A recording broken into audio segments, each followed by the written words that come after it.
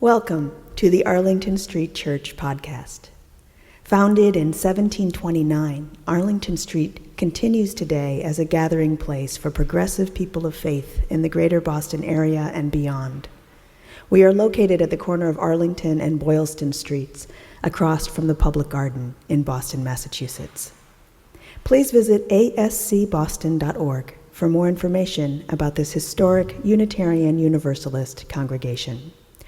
Arlington Street Church, gathered in love and service for justice and peace. Mahatma Gandhi and Reverend Dr. Martin Luther King Jr. are two of my greatest heroes. Though there are situations in which I lack the imagination to envision a different recourse, I tend hard to pacifism, regarding violence and war as a poor means of settling disputes. And so it's a stretch for me to find common ground with those whose first choice is to take up arms rather than their last resort. I have tremendous respect, though, for veterans, and am inspired by those who have served out of a deep sense of conviction and with honor. On this Veterans Day Sunday, I want to share 4 veteran stories as a lens on the concept of honor, which feels at once old-fashioned and, I'm convinced, is a sorely missing element of civil society. These words are from James Davison Hunter's The Death of Character. He writes, "We say we want a renewal of character, but to have a renewal of character is to have a renewal of creedal order that constrains, limits, binds, obligates, and compels. The price is high. We want character, but without unyielding conviction. We want strong morality, but without the emotional burden of guilt or shame. We want virtue, but without particular moral justifications that invariably offend. We want good without having to name evil. We want moral community without any limitations to personal freedom. In short, we want what we cannot possibly have on the terms that we want it." I invite you to join me in hearing these words as a challenge. Today's first veteran story is from Francis Whitebird, now 80 years old. Francis is a member of the Rosebud Sioux Tribe and a former commissioner of Indian Affairs in South Dakota. These are his words. "I come from a warrior society. My great-grandfathers fought in the Battle of the Rosebud in 1876 and 8 days later in the Battle of Little Bighorn. My uncle fought in the trenches during World War I. My father was a Lakota code talker and fought in World War II's Battle of the Bulge. I graduated from university in 1967. I had never flown on an airplane or been to another country, but I enlisted in the Army, trained as a medic, and on March 20th, 1969, landed in Vietnam. When someone gets wounded in battle and yells, 'Medic,' we go. The other soldiers increase firepower while a medic drags the wounded person out of the line of fire. My job was to keep that guy alive until we could get him onto a helicopter. The casualty rate was very high. We went through 27 medics in the first 9 months I was in Vietnam. I wouldn't say that we were fearless, but we hid our fear. A firefight could last for a couple of days, or, like the Hep Suk battle, for 13 straight days. I was wounded by shrapnel, but I had to keep going. There were lives to save. I earned a Purple Heart and got out of the military in 1970. 3 years later, I went to Harvard and earned a graduate degree in education. I had a successful career, but I also ended up with cancer. I tell my wife that Charlie, the Viet Cong, didn't kill me, but Agent Orange is killing me a little bit every day. 2 of my sons, Colin and Brendan, have continued the tradition of service. Both were deployed to Iraq. I am so proud of them, just as I am of all who have fought for this country. Francis Whitebird. This is honor. Traditionally, honor means having a reputation worthy of admiration and respect. Originally, it might have been based on one's physical prowess. Ancient Greek philosophy wed bravery with character traits such as integrity, self-control, orderliness, industry, and dependability. In medieval times, chivalry was added in. And then, beginning in the 20th century, something happened. Honor seemed to unravel as the anonymity of urbanization dissolved that intimate face-to-face relationship that honor requires. Shame went out of vogue, which sometimes inspires honor when all else fails. And the worst of it, of course, are the ways in which an individual's needs and desires were elevated above the common good. At the same time, a shared agreement about what constitutes the common good was lost. Honor, once very public, became private at best. Here's a second story. Rhonda Cornum, 68 years old, is a surgeon living in Kentucky. She says, in 1978, I was coming out of graduate school with a PhD in biochemistry. An Army recruiter contacted me and said, we need someone to do the research that you do. The only catch is that you have to join the Army. I saw the lab in San Francisco where I'd be working, and it was beautiful. So I joined. But after 4 years, I realized I was making half as much as the physician, so I went to the Army Medical School and became a flight surgeon. On August 2nd, 1990, I watched TV as Iraqi tanks rolled into Kuwait. The commander of a helicopter battalion asked me to go with his unit to Iraq. I remember thinking, I could die. My grandfather was a World War II vet. He once told me, Rhonda, there are worse things than dying. There is living with dishonor. If I didn't go, I would have to live with that dishonor for the rest of my life. I thought, you're really going to war, Rhonda. On February 27th, 1991, I was aboard a Black Hawk helicopter on a search and rescue mission over southern Iraq. An F-16 pilot had ejected from his plane. He was alive and talking on his radio. We went to get him, but didn't have intel. All we had were coordinates. In fact, we were headed into the biggest ammunition supply point in southern Iraq. We were shot down. 5 guys from my aircraft died. I was lucky, but I was wounded. I had 2 broken arms, a broken finger, and a gunshot wound in my back. After regaining consciousness, my first thought was, nobody's ever died from pain. I ended up a prisoner of war. After 8 days, I was repatriated.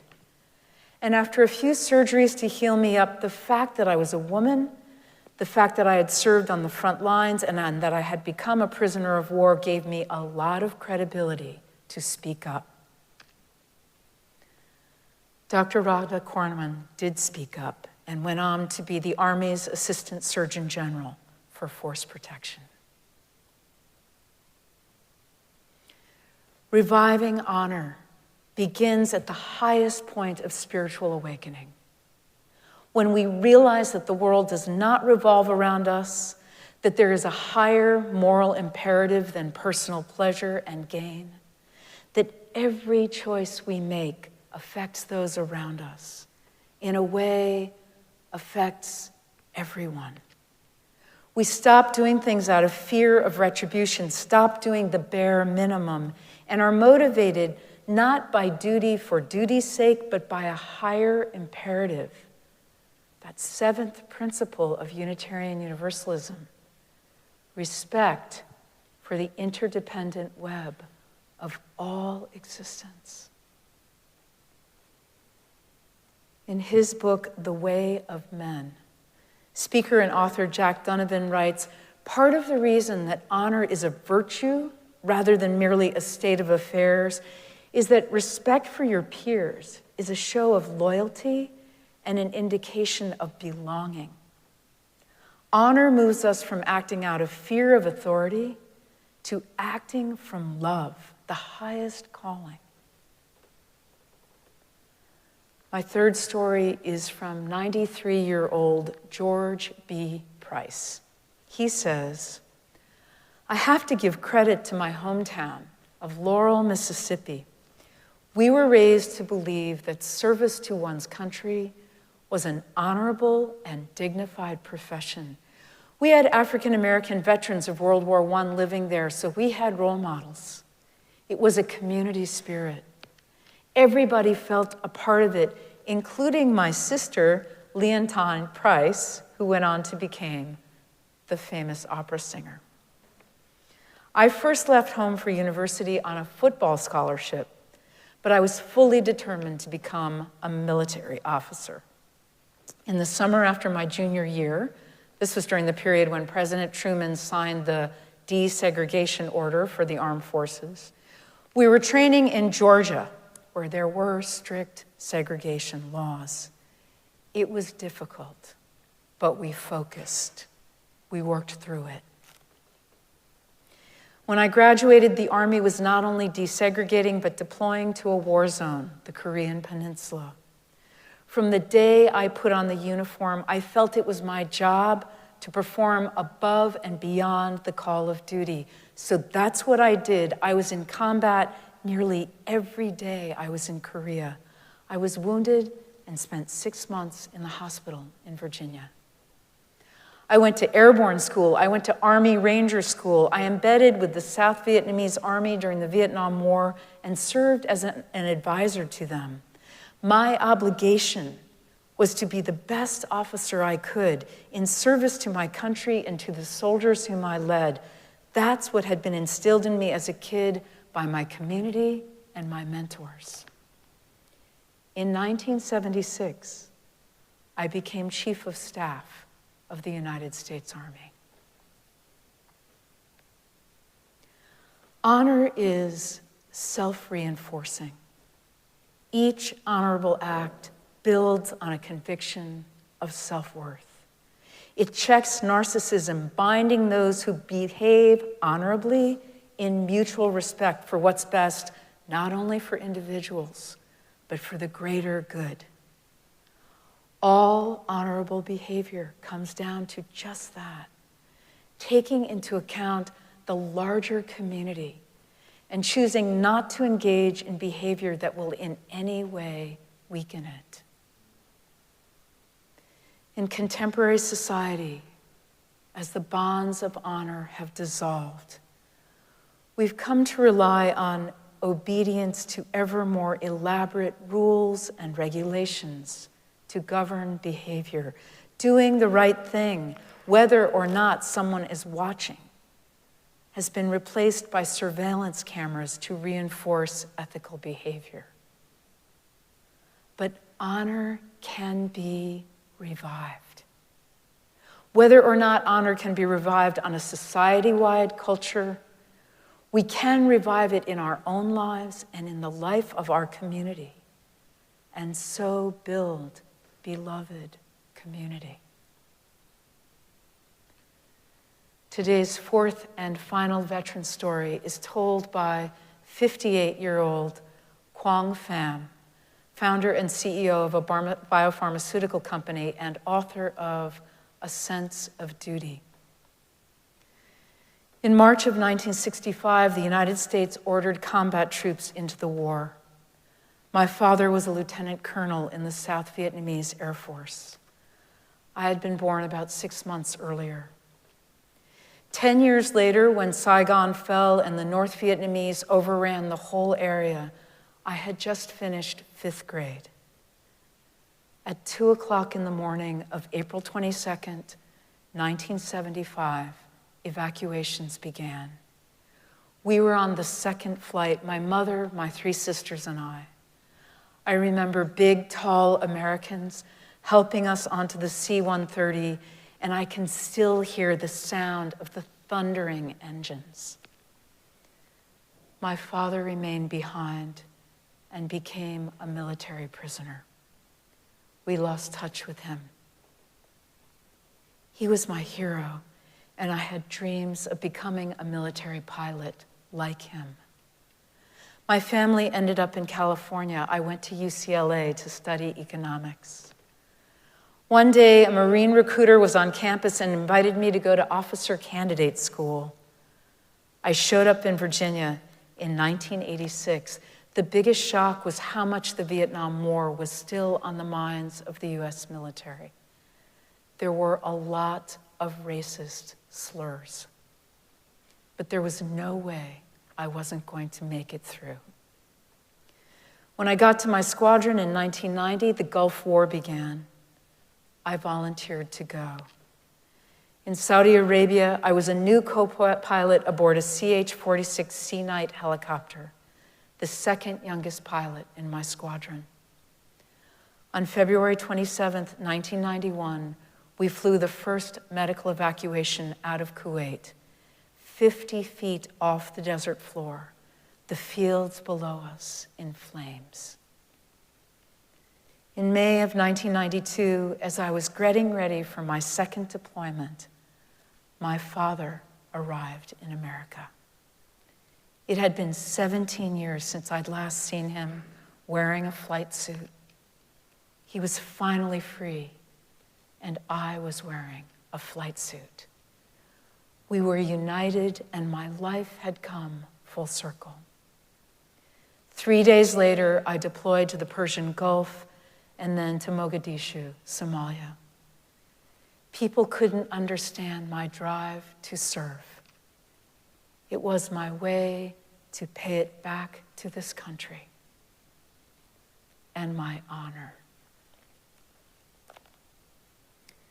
Beloved spiritual companions, on this Veterans Day Sunday, let us cherish the memory of those who have gone before us with honor.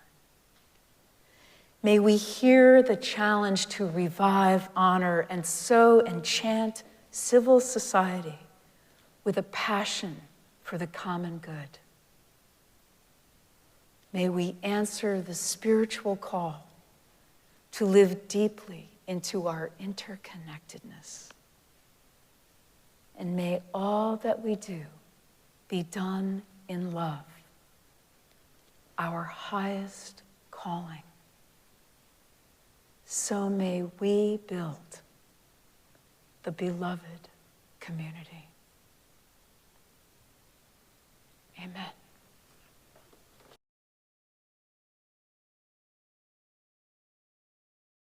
And now for our benediction, I invite you to put your hand over your heart in Namaste.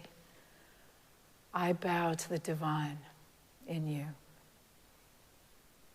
From Tolstoy's War and Peace, I say, let us join with those who love goodness, and let there be only one banner, real goodness.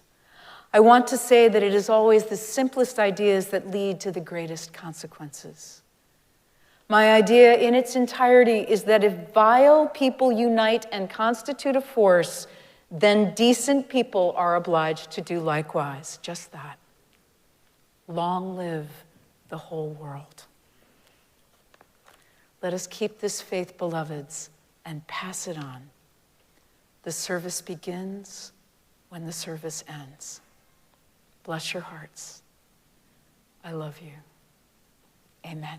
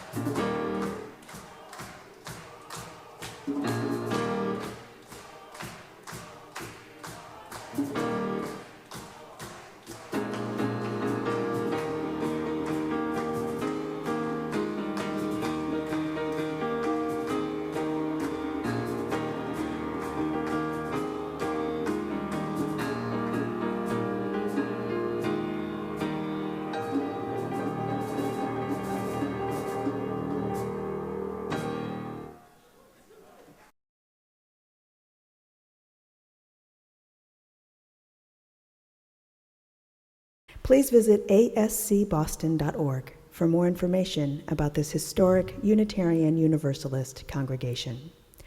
Arlington Street Church, gathered in love and service for justice and peace.